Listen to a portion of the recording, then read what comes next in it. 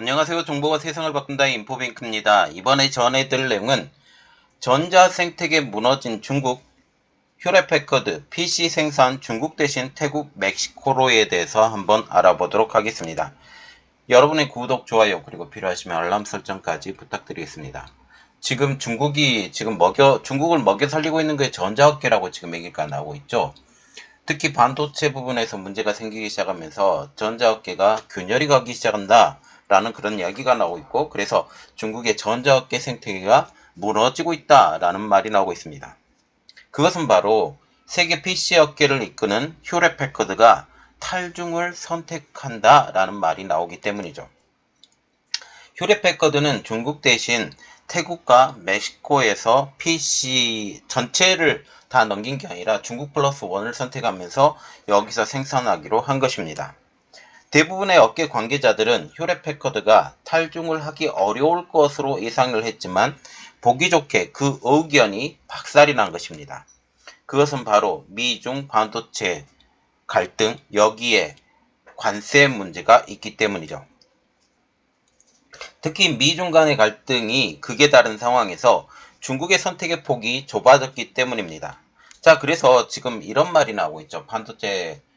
미국 반도체 협회에서 지금 탈중을 굳이 지금 해야 되냐라는 말이 나오고 있고, 굉장히 반대가 나오고 있다라는 말이 나와서 한국의 신문에서도 한국이 그냥 앉아서 덕본다라는 그런 말이 나오고 있지만, 저 개인적인 의견이지만 계속적으로 이야기 드리는 거지만, 미국이 탈중을 조장하는 것, 이것은 그치지 않을 것이다. 그래서 디리스킹을 통해서 중국의 수준이 어떤 분은 철기시대로 간다라고 얘기가 나오고 있지만 그 정도 수준까지 떨어질 것이다 라고 보시면 감사하겠습니다. 자, 그래서 이번에 알아볼 내용은 전자생태계 무너진 중국, 휴레패커드 PC 생산 중국 대신 태국, 멕시코로입니다. 휴레패커드가 드디어 PC 부분에서 중국 플러스 원 전략을 선택했습니다. 니케이 아시아는 18일 세계 2대 컴퓨터 제조업체인 휴레패커드가 수백만 대의 개인용 상업용 PC 생산을 중국에서 태국과 멕시코로 이전시킬 계획이라고 보도했습니다. 소식통은 휴레패커드는 일부 상업용 PC는 멕시코로, 일부 개인용 PC는 태국에서 생산할 계획이다 라고 얘기하면서 일부 노트북은 내년에 베트남에서 생산할 예정이다 라고 밝혔습니다. 지난해 휴레패커드가 전세계 개인용 PC 출하량은 5,520만 대로 집계가 되었고, 올해 중국 밖에서 생산된 PC는 최대 500만 대에 달할 것으로 예상이 되고 있는 상황이죠. 그래서 지금 휴레패커드가 지금 중국이 아닌 다른 나라에서 PC를 생산한다는 것은 중국의 PC 업계에 상당한 위협이 되는 부분이다 라고 보게 되는 거죠. 그리고 태국과 같은 경우는 이미 많은 PC 공급업체를 보유하고 있기 때문에 생산지 변경도 용이하고, 멕시코의 경우 생산하는 PC는 북미 시장을 겨냥하는 데 도움이 될 것으로 보이고 있습니다. 특히 멕시코 같은 경우는 USMCA라는 지금 FTA를 체결했기 때문에 멕시코, 미국, 캐나다가 지금 한꺼번에 합쳐진, 옛날에 나프타라고 불렸던 게 지금 USMCA로 변했는데, 이것으로 변하면서 지금 통관이 굉장히 자유롭죠. 그래서 이곳으로 옮긴다라고 보시면 감사하겠습니다. 그래서 우리가 첫 번째로 볼 내용은 중국 플러스 원 전략을 선택한 휴레패커드입니다. 휴레패커드는 17일 공식 사이트에서 자사는 동남아시아와 기타 지역의 기존 사업을 확장하고 있으며 멕시코에서는 점진적으로 노트북 PC를 생산을 늘리고 있다 라고 하면서 중국이 자사의 글로벌 공급망에서 매우 중요한 역할을 하고 있기 때문에 여전히 충칭에 있는 사업에 전념하겠다라는 글을 올렸습니다. 이것은 다시 보면 중국에서의 생산하는 것은 여전히 포기하진 않겠지만 많은 부분을 덜어내서 지금 태국과 멕시코에서 생산을 하겠다라는 그러한 이야기죠. 휴레패커드와 같은 경우는 충칭을 노트북 생산 허브의 중심지로 만들었습니다. 휴레패커드가 충칭에 들어온 후에 에이서, 에이수스, 그리고 퀀타 등이 충칭에 공장을 설립한 것이죠. 공장을 설립한 회사가 별로 없어요. 원래 PC 업체에서. 그런데 이 회사들이 직접 들어와서 여기 중국 충칭이 내륙 지방이잖아요. 내륙 지방이어서 여기가 전기료가 쌉니다. 전기료가 싸고 여러 가지 측면으로 저렴하게 만들 수 있기 때문에 충칭으로 들어왔는데 지금 여기 가장 중심적이었던 회사가 휴렛 패커드라는 사실이죠.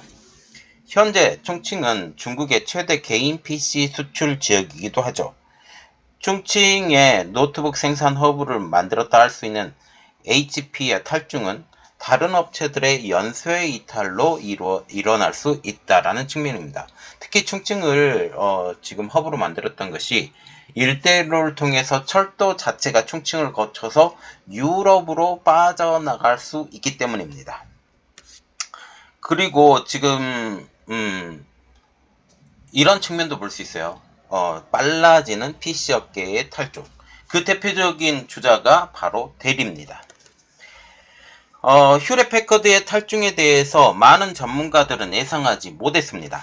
가장 큰 이유는 휴렛 패커드 등이 중국 내 인프라가 탄탄하기 때문에 생산지를 이전하는 것은 어려울 것이다 라고 생각했는데 그 뒤통수를 촥 쳐버린 것이죠. 또한 다른 PC 업체들도 중국산 부품 사용 중단이 어려웠다라는 얘기도 나왔습니다. 그러나 이런 예상을 깨는 상황이 나왔죠. 그것은 바로 델. 휴렛 패커드의 경쟁자이기도 한 델은 2024년까지 중국산 반도체를 퇴출하기로 했습니다.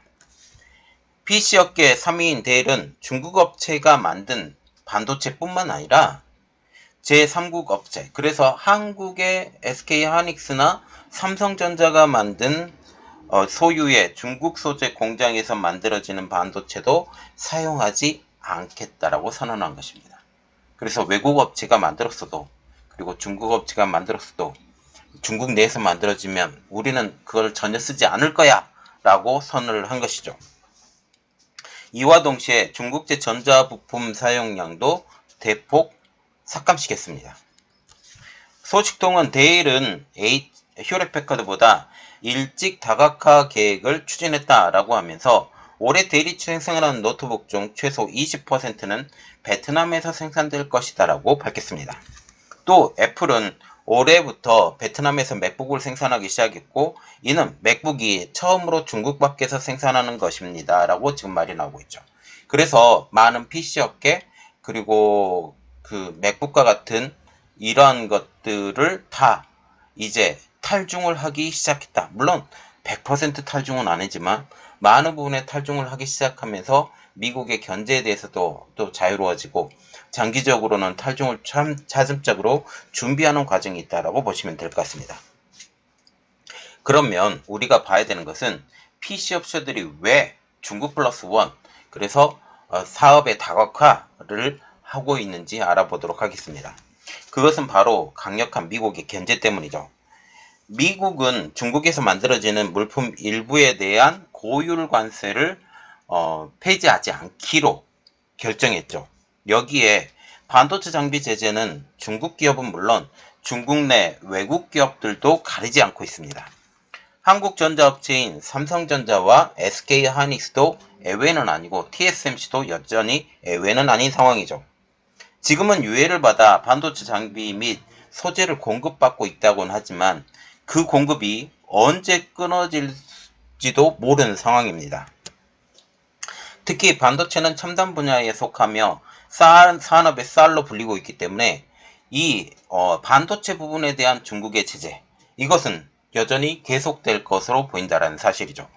지금 미국이 디커플링에서 디리스킹으로 바꿨다고 하지만 디리스킹의 주요 제재 품목에 보면 반도체 통신 장비, AI, 그리고 양자 컴퓨터, 지금 바이오, 이 대부분이 중국 제조 2025에 속한 부분들이 다 들어가 있고 독일과 같은 경우는 이제 함정 그리고 배 이러한 부분에 대해서 조선산업에 대해서도 이제 제재를 가하기로 하고 있죠. 이런 여러가지 배경에서 휴렛패커드 및 전자업계는 공급망 다각화에 나서는 것입니다. 중국을 좀 배제하겠다라는 거죠. 이 때문에 동남아 및 인도는 그 대안으로 볼 수가 있고 또 미국에 가까운 멕시코도 그 대안으로 볼 수 있습니다. 그것은 바로 프렌드 쇼링이기 때문이죠. 이에 따라 동남아시아는 지정학적 불확실성 속에 중국 밖에서 그래서 탈중하는 생산지를 모색하는 컴퓨터 제조업체들의 새로운 선택지가 될 전망입니다. 카날리스의 애널리스트는 공급망 다각화의 주요 목적은 미중 긴장도 관련 위험을 완화하거나 베트남을 비롯한 동남아 국가의 신흥 생산 거점을 활용하는 것이다 라고 하면서 공급망 다각화는 미국 PC 제조업체가 중국 국내 시장의 직접적 점유율에 직접적 영향을 미치진 않겠지만 중국 정부 관련 사업 입찰에 영향을 미칠 것이라고 말하고 있습니다. 이는 다시 말하면 미국의 눈치를 보고 중국에서 벗어난다고 지금 얘기를 하고 있는 미국 기업들도 중국에 대해서는 불이익을 받을 수 있다라는 그런 측면인데 중국의 불이익을 감수하고서라도 나오겠다라고 생각하는 미국의 PC 업체라고 생각을 하시면 감사하겠습니다. 자, 우리가 볼 때 지금 미중 갈등이 언제까지 갈 것이냐? 보통 사람들이 다 그렇게 얘기하는데 미중 갈등은 지금 제 개인적인 생각입니다. 제 개인적인 생각은 중국을 대체할 수 있는 나라가 생길 때까지, 그래서 중국이 완전히 손을 들 때까지 이렇게 될 것 같습니다. 이게 제 개인적인 의견이기 때문에 맞을지 틀지는 모르겠습니다. 그리고 지금 디커플링에서 디리스킹, 그래서 커플링은 한꺼번에 같이 움직이는 것, 그리고 거기서 D가 붙었기 때문에 그것은 안 된다. 너희들은 우리와 함께 갈 수 없다가 지금 디커플링인데, 리스킹, 리스크를 가지고서도 가는 것, 디리스킹은 리스크를 제거하고 가는 것, 이렇게 보시면 되는데, 이제 중국이라는 리스크를 우리는 함께 갈 수 없어. 그래서 여기서 문제가 되는 부분을 토론해야 되는데 그게 국방 부분 아니면 정보 부분 이런 쪽으로 지금 얘기가 나오고 있는 것이죠. 자, 우리가 이 상황에서 한국은 어떻게 해야 되느냐? 그것에 대해서 같이 보고 지금 중국의 세력이 약해지고 부동산도 문제가 생겼죠. 부동산 업체들이 하나둘씩 무너져가고 있다. 경기 부양을 통해서도 지금 이러한 상황이 계속 나오고 있기 때문에 어떠한 상황으로 지나가는지 우리 한번 같이 지켜보고 좋은 소식이 있으면 빨리빨리 올려드리려고 하는데 빨리 못 올려서 죄송하다는 말씀 드립니다. 이번 내용은 여기까지 했고요. 저희 내용이 여러분들에게 도움이 되셨다고 생각을 하시면 구독, 좋아요 그리고 필요하시면 알람 설정까지 부탁드리겠습니다. 감사합니다.